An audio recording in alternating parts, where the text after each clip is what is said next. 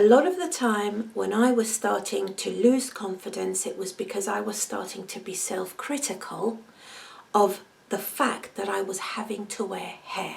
And you know that voice in your head that starts to chip away at you by talking about how you're outside of the norm. You know that one. Welcome back to Life and Hair.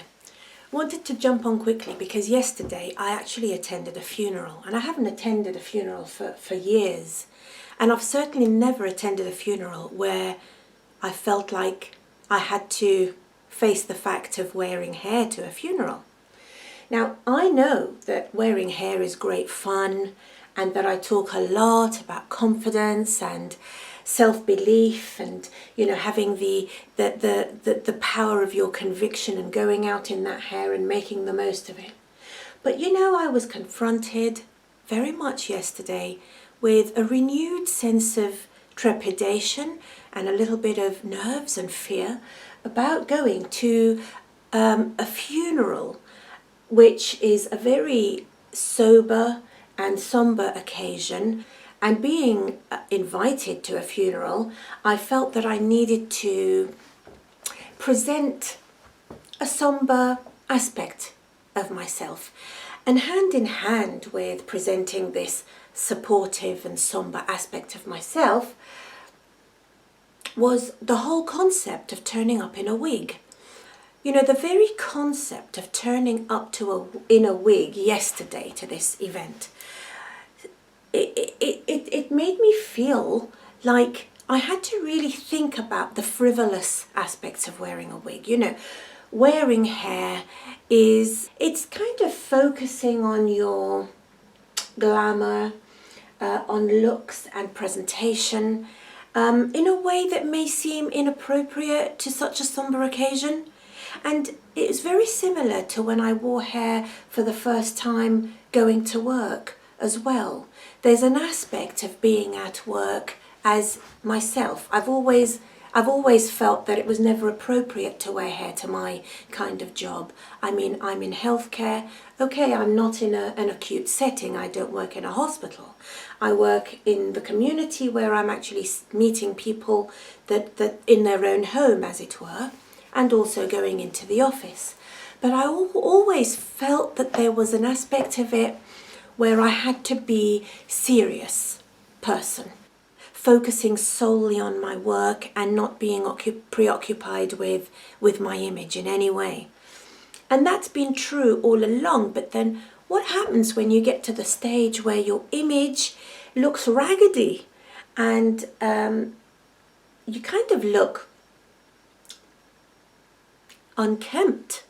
I hate to say it, but when you experience hair loss past a certain point, it's no longer to do with glamour and vanity. It's everything to do with looking polished and finished and complete, and also respectful to other people, respectful to the occasion. So I was presented with a dilemma yesterday because I thought, oh wow, this is a completely new situation, yet another situation where I'm having to reassess what wearing hair means to me, what I want it to mean, who I was presenting myself to the world in that situation. Totally new experience. So I thought, look, best thing to do is to go into this gently. I was thinking actually of wearing my Jon Renau 18-inch top smart straight because it's got very good coverage, it's kind of long, it's got a gentle wave to it, and just some very pretty curtain bangs. If I kept it loose, I would be able to wear it back, and you know, the curtain bangs would feed into the rest of the hairstyle. I was thinking that. But then I started to think I'm not really comfortable with wearing the long hair. What should I wear? Should I wear Screen Legend? And then I thought, well, you know, sometimes it can look a bit shiny and light, and also it's got all of this permatease, you know, likewise with Leading Lady by Paula Young. I thought, well, leading lady, I've got the short version. It's a brown curly bob. I think it's realistic looking. But then I started to think, well, I'm not comfortable with the permatease. It's got a lovely lace front, really good lace front, but then you've got all of this permatease back here. So I thought, you know what, I want something short, but not pixie, because people know me with slightly longer hair. I went with Parker by Jon Renau. It's a bob. It's got some aspects of curtain bangs with some gentle beach waves around the back and sides. It's Toffee Truffle, actually, which is a lovely dark, is it like a darker medium brown? So instead of being an 8, it's a 6, and then it's got the toffee coloured highlights. I picked up my dress. I don't have black, I don't wear black, so I wore navy blue with a smart navy blue jacket that matched the shift dress and some brown boots, because I didn't know, I would have liked to have worn some court shoes, but actually the court shoes I've got are too big. I've lost a whole size in my footwear. So some of the old shoes that I had, the Old Faithfuls, I just can't get into. I mean, they're too big. They don't fit anymore. So I thought, well, look, go with some brown boots, the zip-up boots from Marks and Spencer's that I have worn, for a couple of years at least. Actually, probably longer, more like three years. But they're really versatile. And they went with the navy blue very well. And Parker was very understated, classic, but it had some very understated taste to it and style. It was a classic style.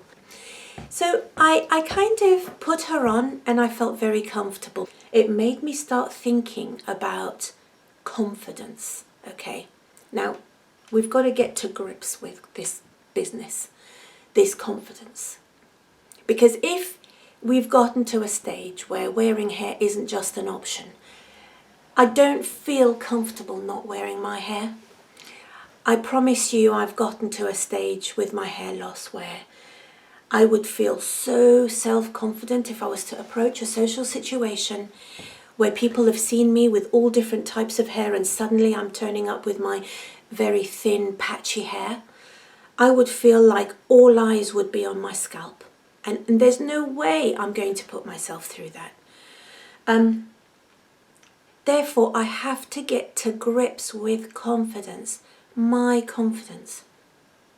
It can't be a vague, elusive concept in my life. I've got to pull it down from the ether and make it mine. Really get to grips with it. Because I needed to find a way of turning up to every social occasion in hair. And often I'm wearing different hair in different colours. But yesterday I felt very confident in Parker and I needed to start building on that confidence.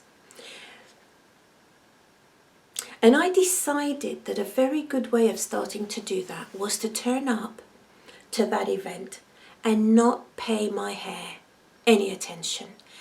I myself needed to set that standard. I needed to really have conviction in setting that standard. I wanted to not think about it.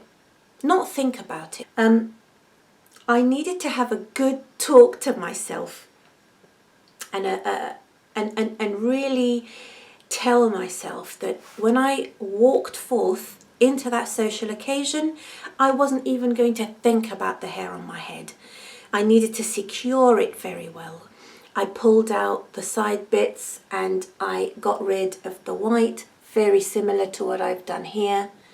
There's a little bit of white there, but I don't feel that it's a problem. Look at how realistic that looks. It felt good. It didn't feel like I needed to worry about it. That's step number 1. Feel confident in the style. You're not having to manage all of this flip-flopping around of the hair and stuff. Well secured. And then don't give it any further attention. A lot of the time when I was starting to lose confidence, it was because I was starting to be self-critical of the fact that I was having to wear hair. And you know that voice in your head that starts to chip away at you by talking about how you're outside of the norm. You know that one? Oh gosh, they're talking to me now, but if they only realized that I was wearing a wig, I would be a figure of fun. I would be a figure of ridicule. I feel so sorry for my husband because he's the only man in the room whose wife is having to wear a wig. If I wasn't wearing this wig, nobody would give me a second glance. They'd probably think, oh God, look at her scalp, look at the state of her. And feeling like you owed everybody some kind of an explanation, that you were below the acceptable level, below par, not having this natural beauty. And I have spoken about this before. Do look back at my video entitled The Pain of Hair Loss Then and Now. The experience of hair loss as a young woman compared to the experience of hair loss as a peri or menopausal woman in my 50s, in my case. I had to get hold of those thoughts and tame them.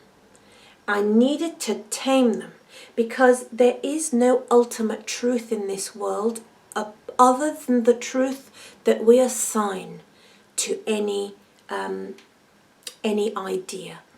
No idea is necessarily true. There are always two sides to every argument. There is always the exception to every rule. So, you can look around at work or at the funeral. I could have looked around at those women who were lucky enough to have the long or the healthy hair. And it doesn't even have to be long and lustrous. It just needed to be there, and that's where it must stop. Don't make it mean anything. It doesn't mean anything other than the meaning you ascribe to it. If one woman has got a head of hair and I don't, let's just look at the facts and stop there. She's got some hair on her head. I don't have hair on my head. It doesn't mean that I'm not a worthy person, that I need to be ashamed. We can't change our circumstances. We have to find a way of living with our circumstances, with our dignity intact, and not taking power away from ourselves. You need to change the dialogue, turn it around.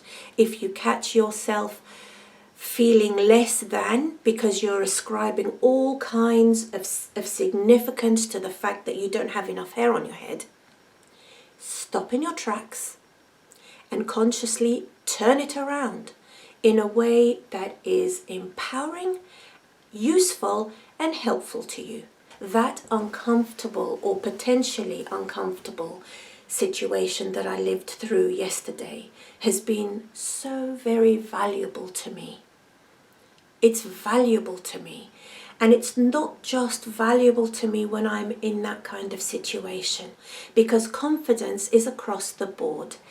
Whatever confidence that I managed to get and develop from a situation like yesterday, that confidence doesn't just stop at what's on my head. That confidence feeds into who I am, who I think I am, who I feel I am. That strength and that self-belief becomes embedded in me. I am able then to feel, to live into other situations and pull on the reserves of confidence that I have built. And if it wasn't for my hair loss, I would never have had to reach into myself, find that confidence, and use it in life. I can't believe that I have got 2 challenging situations to attend in 1 week.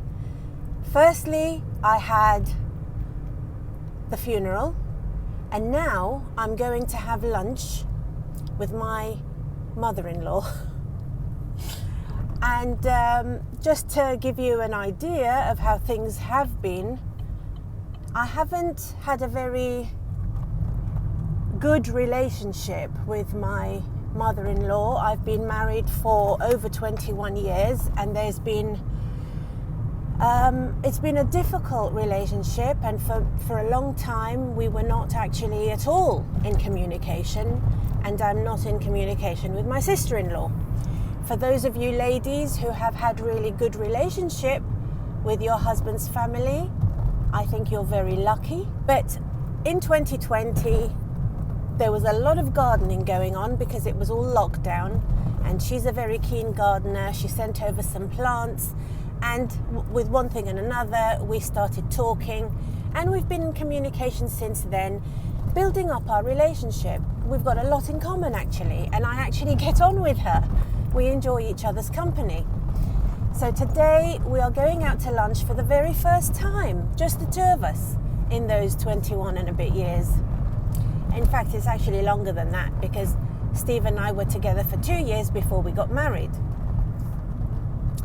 So seeing as I was so comfortable in parka for the funeral, I decided to wear parka again, and I've already explained all the reasons why I picked this particular style for it. It's difficult to go out and meet someone who knows you very well. You know, she has known me over these last few years. Before we fell out, you know, she saw me pretty regularly, and it does bring out all of the old insecurities, because I feel that I'm pushing myself that bit further and choosing to wear hair to a situation where I know that the person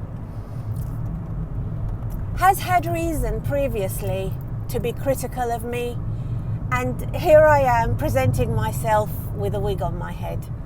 I'm hoping that I'm going to be able to discuss it with her, to share with her my feelings about my hair loss. I'm going to tell her the reason for my hair loss. It has been accelerated recently due to my recent operation. It was actually okay before that. But, you know, even if it wasn't just for the hair loss, I really love the freedom and the creativity to be able to wear different styles. I have actually been to lunch with her and Steve and worn my Jon Renau straight top smart. And for those of you who don't know it very well, it is a straight topper with curtain bangs. It's got a really broad base, 9 inches by 9 inches, and very good coverage, incredibly realistic, and quite a good lace front. Now, initially, she assumed that it was extensions that I had done at the hairdresser. And bear in mind, she didn't know what a topper was. And I didn't tell her what a topper was. I went along with the extensions thing. And, you know, I did feel a little bit sensitive about it. Because, you know, the word topper is very similar to the word toupee, and toupee has got an awful lot of negative connotations historically in modern society. So I kind of quoted Dolly Parton when she asked me what it was, or actually she said, "Where do you get it done?" And I said, well, words to the effect of, "Well, I'm never there when it's done." And she kind of looked at me a little bit quizzically. I don't think she understood exactly what I was trying to say. But I'm going to try and keep away from the euphemisms this lunch. I'm going to try and share my heart with her a little bit more. I can't believe that anybody wouldn't be able to have some compassion with someone in my situation. And quite frankly, I really feel that anybody who isn't kind and considerate and can extend understanding to you when you're losing your hair and choosing to wear hair is probably not really worth the friendship. I'm sure that you all feel the same. I don't know whether there are any of you out there who have trouble with family members and friends, although I do know that there are some husbands out there or partners of women who have commented before on this channel, sharing with me that their husband doesn't understand why they want to wear hair and doesn't really understand their feelings about hair loss. That's quite a difficult situation to be in. Hair loss is a very difficult experience to go through, and it is very different depending on the age and stage that you're at. I've already recorded a video about the pain of hair loss as a young woman and as an older woman. And as an older woman, it's much less painful than it was as a younger woman. So I'm hoping that my mother-in-law is going to be understanding and open-minded.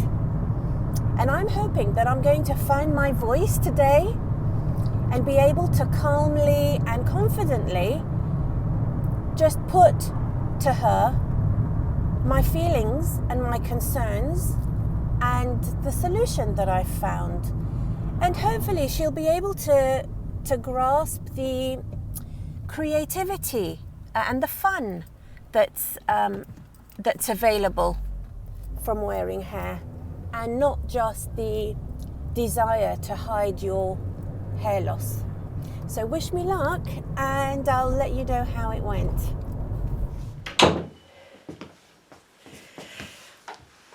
Well, I've returned from the second challenging event of the week. I never imagined that this week would hold such growth for me as a wig wearer. I had become very comfortable previously to going out in the evenings or in the daytime shopping, etc. with my hair, with my helper hair, but I think this week has presented me with a couple of situations where I've been forced into a meeting with people that I know very well, very intimate meeting, but as a hair wearer. So it's definitely presented me with firsts again. And as I was saying in the car earlier on the way there, you know, I feel that this process is somewhat like an onion. You just peel away the layers of your insecurity and find new confidence as you go. You can't expect to find all the confidence straight off the bat. I don't think that's a very realistic approach. And it's interesting because when I met with her, I picked her up and took her to that garden centre, and I bought her some lunch. We both had sandwich and a cup of tea. I was able to talk to her about my feelings about my hair loss, and anybody who thinks that you're strange for being in this situation, I don't feel they're worthy of friendship, because she listened with an open mind and an open heart. I felt that she definitely had compassion for my situation. As a woman, you know, she very easily could see it from my point of view, and didn't say anything negative about it, didn't make me feel uncomfortable. Even when she was looking into my face as we were talking, she was just sort of taking in my face and my expression. I didn't feel that she was examining the hair very closely in a way that would make me feel very put on the spot and very uncomfortable. I think that she handled it very well. And now, in fact, she even gave me a compliment. She said, this length hair really suits you. I don't think that she'd realised that I was wearing full wigs, you know. I think that she thought that I'd been wearing kind of just extensions that you might have the hairdresser put in. So I was very pleased to be able to wear Parker again. And this is where an investment in a good style with a good cap, if you're going to have a lace front, have the best that you can afford. And this, you know, it wasn't a cheaper wig. I think, you know, I paid full price for this. But what an investment, because it's something that I can really fall back on if ever I'm in another situation like this. And I feel like I'm just taking baby steps forward, where I'm explaining to people in as simple way as I can what my circumstances are and why I'm wearing the hair. I now feel that the next time we meet and go out, I may be able to wear this again, or I may be able to wear something else that's not too wild and ostentatious. I don't think I'll turn up with Rosella, for example, but I may turn up in Ashley from Paula Young, or even Ocean, Ellen Villa. Perfectly sort of manageable style. And I've now built up some lovely memories with this. And now I have a sentimental attachment to this. This is how, you know, I have developed my relationships with my different styles. You know, my very first one was Mila, and I'm very sentimental about Mila. I can't tell you how grateful I feel to having found this opportunity to help myself to look good. I even bought myself a new plant.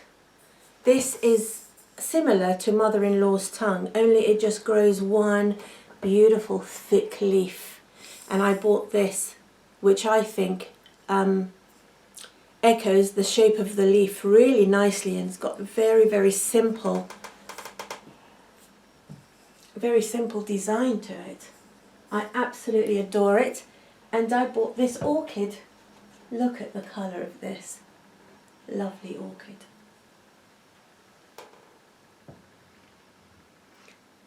I've built some bridges today. I've built some very fond memories today.